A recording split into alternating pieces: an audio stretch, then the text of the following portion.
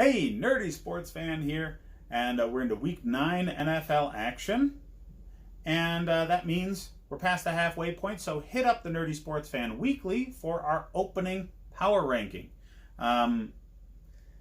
This is going to be an interesting one. We have the New Jersey Football Jets going to visit the Miami Dolphins, and a few weeks ago this would have been less interesting with a Sam Darnold-less Jets going up against a Josh Rosen-led offense.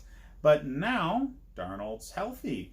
You know, he stopped making out with strippers apparently, so he no longer has mono.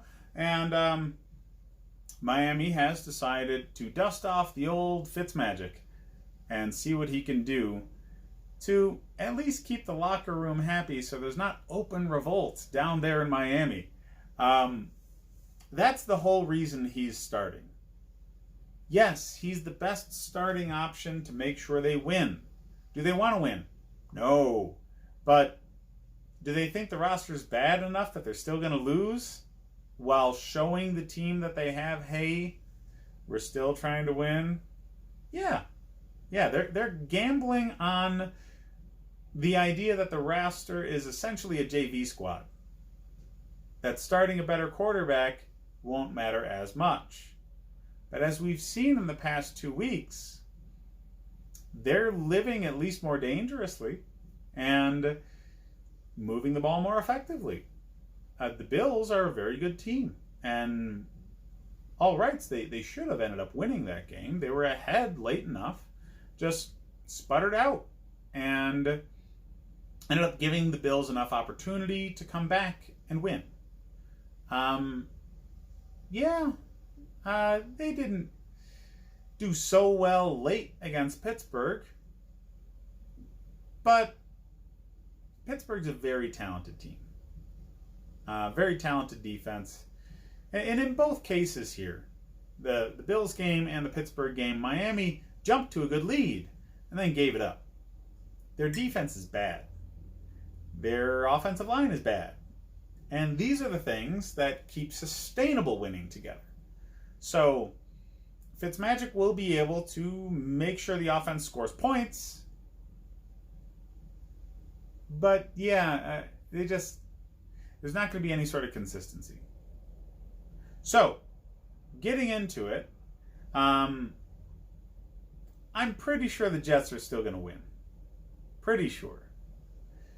Because they're not a great team either. They just traded away Leonard Williams, and they were talking about trading away a safety who's not too happy about it, because he made very clear that he wanted to stay and still got shopped around. So let's see what kind of effect that has on the locker room and the play of the defensive secondary. The defensive secondary is not exactly where you want a new weakness to suddenly crop up against a very smart quarterback in Ryan Fitzpatrick. This is interesting, but with Le'Veon Bell going up against this defense, and Sam Darnold, now a few weeks into his return, I just think the Jets are more talented. And that should be obvious. Do they have a better coach? Maybe, maybe not. But they definitely have the better roster right now.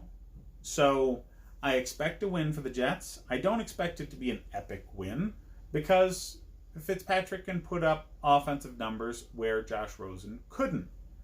They lost Drake in a trade, sure, but how much was Drake really doing for Miami anyway? His backup Walton is probably going to get much more carries. He's now a carry the load kind of back, considering Drake's gone. And the Jets' defense hasn't been the greatest, but it's still a very, very good scheme with talent. So I don't expect you to want to start any Miami players at all in this game. And I would say Le'Veon Bell is finally going to get a running back one kind of game because he's going up against really weak competition. Robbie Anderson becomes a flex play option. He's actually very available in a lot of leagues right now. as the season progresses, he may become a must start. He's got to rebuild a little bit of chemistry with Mr. Darnold, but Robbie Anderson didn't get traded. That's good news for him and Jets fans.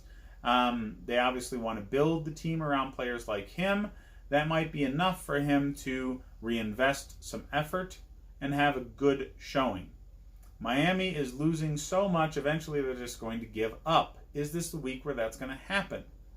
Xavier Howard is very, very talented, but, he's it, really, for their defense. So, do they match him up against Robbie Anderson every down in order to make sure he doesn't go off? Or do they just shut down half of the field with Xavier Howard? How they play with him in this matchup is going to dictate how you play Robbie Anderson.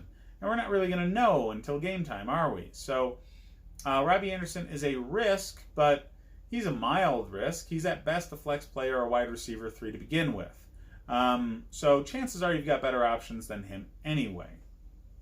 Just make sure you put Le'Veon Bell in there. I mean, he's had some piss-poor games because they're terrible this year in general in Jets country, but this won't be one of them. They're going up against what might be the worst team in the history of the league. They just happen to have Fitzpatrick throwing the ball now. So the 3-point spread, I think it's a little weak. I think the Jets beat them by a touchdown. So I would definitely put my money on the Jets, Jets this week. That's what I got for this game, guys. Hit up the Nerdy Sports Fan Weekly for our first ever power rankings. And hit up the rest of the videos for more fantasy football sit and start advice.